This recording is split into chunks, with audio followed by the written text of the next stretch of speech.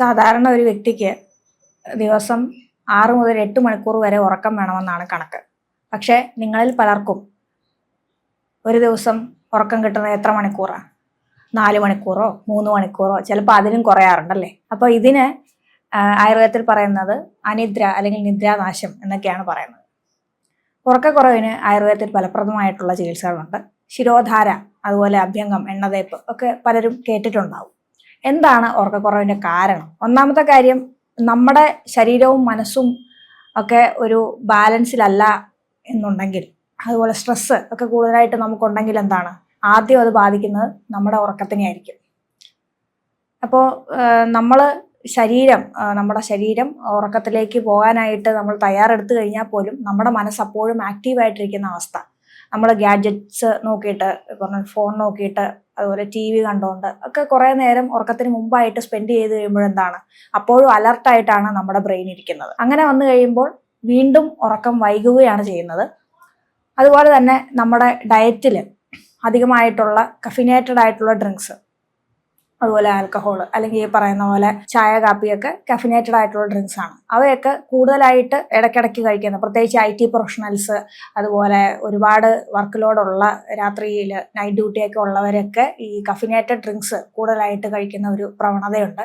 അപ്പോൾ അങ്ങനെയുള്ളവർക്കും ഒക്കെ ആ ഒരു ഉറക്കത്തിന്റെ സൈക്കിൾ തെറ്റാനുള്ള സാധ്യതകൾ കൂടുതലാണ്. അതുപോലെ തന്നെ ഇപ്പോൾ നിങ്ങളൊരു പഠിക്കുന്ന ഒരു വ്യക്തിയാണെങ്കിൽ നിങ്ങൾക്ക് ടെൻഷൻ കൂടുതലായിരിക്കും. അതുപോലെ ആ ഒരു ഉറങ്ങാതിരിക്കാൻ വേണ്ടിയിട്ട് ഈ പറയുന്ന പോലുള്ള ചായ, കാപ്പിയൊക്കെ കൂടുതലായിട്ട് കുടിക്കുന്ന ഒരു പ്രവണത ഉണ്ടാകാം. നമ്മൾ സാധാരണ പറയുമ്പോൾ വൈകുന്നേരം ഒരു 5 മണിക്ക് ശേഷം അല്ലെങ്കിൽ 6 മണിക്ക് ശേഷം മാക്സിമം ഈ പറയുന്ന കഫിനേറ്റഡ് ഡ്രിങ്ക്സ് ഒഴിവാക്കുകയാണെന്നുണ്ടെങ്കിൽ നല്ലതാണ് അത് ഉറക്കത്തിന്. പിന്നെ ഒരു കാര്യം, ഉറക്കത്തിനെ പ്രൊമോട്ട് ചെയ്യുന്നതായിട്ടുള്ള ഡ്രിങ്ക്സ്, ഫോർ എക്സാമ്പിൾ പാല്, അതിനോടൊപ്പം തന്നെ ജാതിക്കയുടെ പൊടി ഒക്കെ ചേർത്തിട്ടാണെങ്കിൽ അത് ഉറക്കത്തിനെ പ്രൊമോട്ട് ചെയ്യുന്നതാണ്. അതുപോലെ ചില പഴങ്ങൾ, ഇപ്പോൾ നിങ്ങൾക്ക് ഷുഗർ ഒന്നും ഇല്ലാന്നുണ്ടെങ്കിൽ പഴം ഒക്കെ നല്ലതാണ്, ഉറക്കത്തിനെ പ്രൊമോട്ട് ചെയ്യുന്നതാണ്. അതുപോലെ മാമ്പഴം ഒക്കെ ആണെങ്കിലും നല്ലതാണ്. പിന്നെ സ്പെസിഫിക് ആയിട്ടുള്ള മെഡിസിൻസും അതുപോലെ നേരത്തെ പറഞ്ഞ പോലെ ട്രീറ്റ്മെൻറ്റ്സും ഒക്കെ ഈ ഒരു അവസ്ഥയ്ക്കുണ്ട്. പിന്നെ എന്താണ്, റിലാക്സേഷൻ ടെക്നിക്സ്, യോഗ, പ്രാണായാമം, അതുപോലെ നടക്കാൻ പോകുന്നത്, എന്തെങ്കിലും നമുക്ക് ഇഷ്ടപ്പെട്ട ആക്ടിവിറ്റീസിൽ കിടക്കുന്നതിന് മുമ്പായിട്ട് ഏർപ്പെടുന്നതൊക്കെ നല്ലതാണ്. ഇപ്പോൾ ഓരോരുത്തർക്കും ഓരോ ഹോബി ആയിരിക്കും അല്ലേ. ഇപ്പോൾ ചിലർക്ക് പാട്ട് പാടുന്നതായിരിക്കും, ചിലർക്ക് ഈ പറയുന്ന പോലെ എന്തെങ്കിലും ഡാൻസ് കളിക്കുന്നതായിരിക്കും, അല്ലെങ്കിൽ ഇതുപോലെ ഷട്ടിൽ കളിക്കുന്നതായിരിക്കും. അങ്ങനത്തെ നമുക്ക് ഇഷ്ടപ്പെട്ട ആക്ടിവിറ്റീസിൽ ഏർപ്പെടുമ്പോഴെന്താണ് നമ്മുടെ മനസ്സ് ഉറക്കത്തിലേക്ക് പോകാനായിട്ട് പിന്നീട് നന്നായിട്ട് പ്രിപ്പയർഡ് ആവുന്ന ഒരു അവസ്ഥയുണ്ട്. അപ്പോൾ അതാണ് ശരിക്കും നമുക്ക് ഉറക്കത്തിന് വേണ്ടത്. ഇനി ഉറക്കം ഇല്ലാതെ വരുന്നതിന് മറ്റുള്ള മെഡിക്കൽ കണ്ടീഷൻ ആയിട്ടുള്ള റീസൺസും ഉണ്ട്. അവയെ കണ്ടെത്തി അതിനനുസരിച്ചുള്ള ട്രീറ്റ്മെന്റും ഇതോടൊപ്പം തന്നെ നമ്മൾ ചെയ്തു കഴിഞ്ഞാലാണ് ഈ ഒരു അവസ്ഥയ്ക്ക് ശരിക്കുമുള്ള പരിഹാരം ആകുന്നത്.